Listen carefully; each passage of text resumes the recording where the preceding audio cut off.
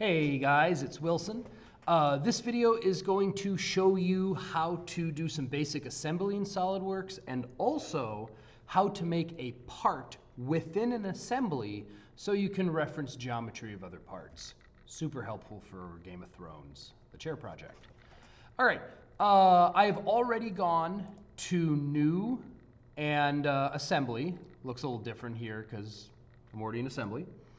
And first thing I need to do is insert the components. So I'm going to go to Browse, and I want to show you guys file management is super important here. I have a whole video on SolidWorks file management you guys should watch. But I want to show you that I have a whole folder full of projects that I'm working on. One of the projects is called pedestals, and I have 3 different pedestals that I'm making. The one I'm going to work on today is my 24-inch tall, half-inch plywood pedestal. And what you see here is I've codenamed this project 245, 24-inch tall, half-inch plywood. I have the bottom slot part and the top slot part. So I'm going to put in the top slot part first. There it is. And then I'm going to repeat the process. Browse, bottom slot, open, and I know what I'm doing because my files are named something descriptive and everything is organized into folders so I know where all my parts are. Okay, so these slot together like so, if you guys look at my little webcam here. So I'm going to do that very same thing with the mate tools. So I know when this thing goes together that this here and this here touch. So I click on them together, and there we go. They're lined up. Now remember that planes are infinite, so even though they're not actually touching, they're aligned the way they will be, because even though that little square is a little square, it represents an infinite plane.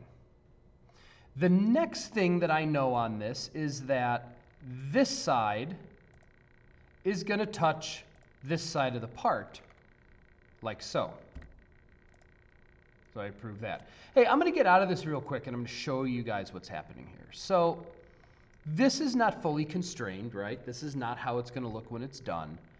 But if you guys notice, I can only move this thing one way now.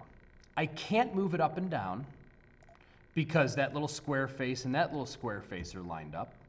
They're mated. And I can't slide this thing side to side because this face here is mated with this, or whatever 2 I used. So I'm close to fully constrained here. I'm going to go to assembly, mate, there it is. I'm going to go to mate again. And now I need to have this face. I'm going to delete that face. There we go. I had a face selected. So if you have faces selected you don't want, you can delete them here. This face is going to be lined up with that face. Yeah. Hit the check mark twice. Now my design is fully constrained. But not a great pedestal. I need a top for this. So here's the second part of the video where I'm going to show you guys how to develop a part around my other parts so that everything will fit. So watch this. Instead of inserting a component like I did before, I'm going to go down to New Part. And if you look down here at the bottom, it says select a face or plane in which to position the new part. So what I'm going to do is I'm going to make a top here. So I want to select this face because that's a face that this top is going to touch. And what it does is it actually throws me, let me show you guys here. Here's my new part, part 3 of assembly 1. Horrible name. I'm going to rename it a little later. And when I come down here, you guys will see, hey, look, it's like a part. And I'm already in a sketch. You guys can see the origin of the sketch here is on that face that I selected. Cool, I can work with this. Okay, so what I want is a circle, and I want that circle to be centered in my part. So I'm going to use a center line. Hey, look at that. From here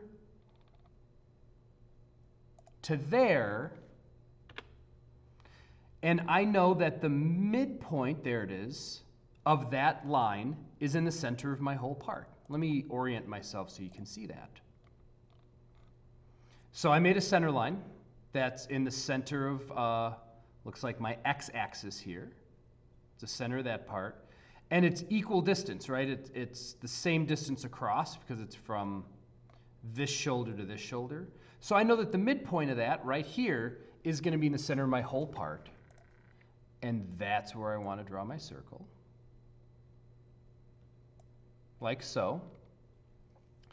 And I want that circle to be 18 inches. And I know I want it to be 18 inches because I've already sketched this thing out and really worked out the dimensions. Okay, so there's my circle, but you see these tabs here that stick out? Well, I need to make a hole in the circle to fit this X-shaped tab. And guys, this is so easy. This is so much fun. What I'm going to do is grab my rectangle, and I'm going to build that rectangle based on the geometry of my other parts. And not just one part, but the two parts that are going to interact with it. Like so. And they intersect here. So I need to go and clear out that intersection. So I'm just using the Trim Entities tool to cut the lines that I know I don't want. Bam! You see how that darkened and turned into a closed loop? This is very good. I'm going to first here say yes to the trim. Now I'm out of the trim tool. Now I have the exit sketch tool. I'm going to exit my sketch. Notice I'm still in part 3. My next exit here is to go back to the assembly, right, to leave edit component. I don't want to do that yet. What I want to do is go to features and extrude this sketch.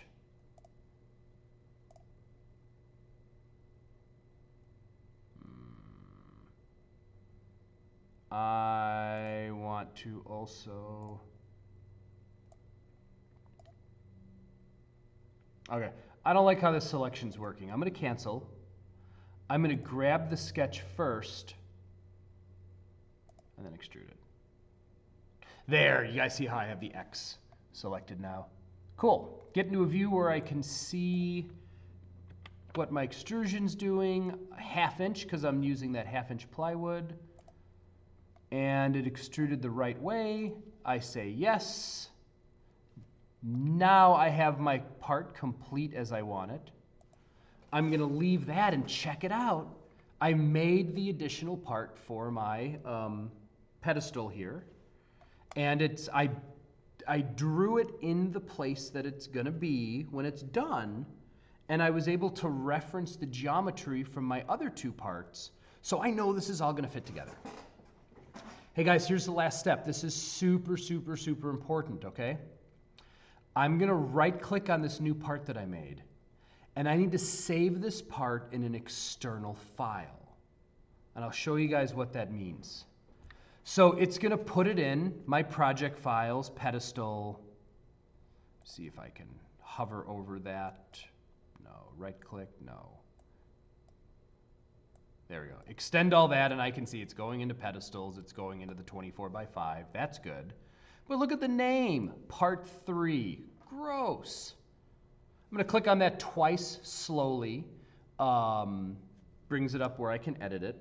And I'm going to follow the naming convention that I'm using to stay organized. 245, and this is the top.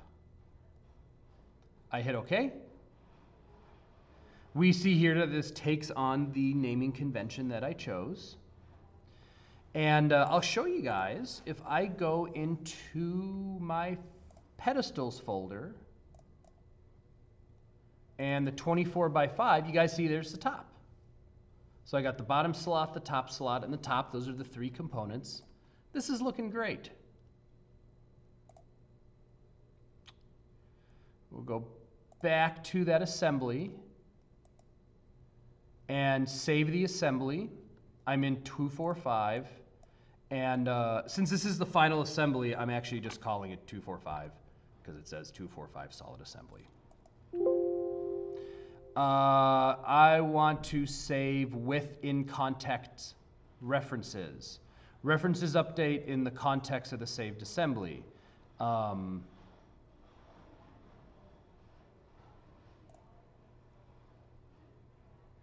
we'll save all of these relationships. What these references are is the fact that this X in top references both this part and this part. And what's really cool is if I change the shape of one of these, this part will actually change shape at the same time. Very powerful stuff. But there you go, guys. There's how you're going to do assembly in the chair project, Game of Thrones. And this is also how you might develop new parts in the context of your other parts, which makes things really easy. All right, guys, good luck. If you get stuck, ask Wilson or your instructor for help.